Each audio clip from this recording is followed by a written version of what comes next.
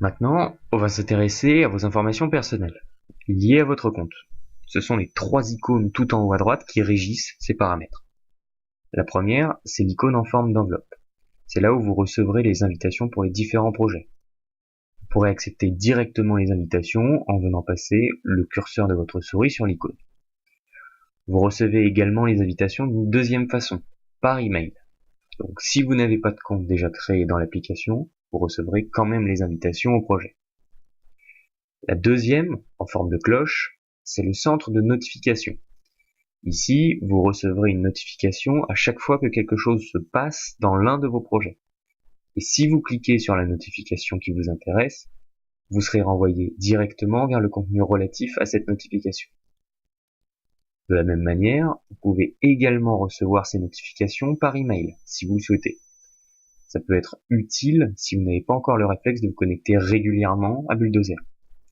Évidemment, vous ne recevrez pas un email par notification. Le but n'est pas de vous spammer. Vous recevez des récapitulatifs quotidiens ou bien hebdomadaires. On va voir ensemble comment déterminer la fréquence. Enfin, la dernière est celle qui vous permet de gérer votre compte.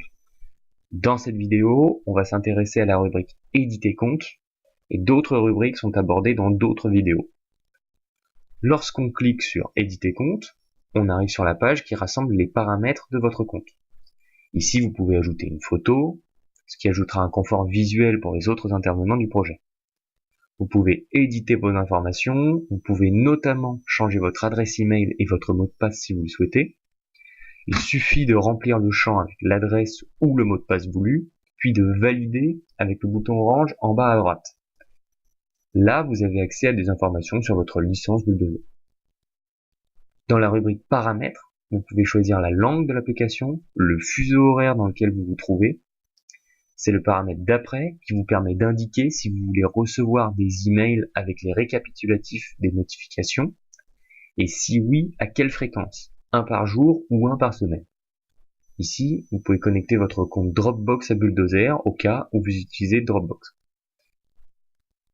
Pour terminer, ces dernières informations sont très importantes. Cet endroit est dédié au logo de votre société et ce champ au nom de votre société.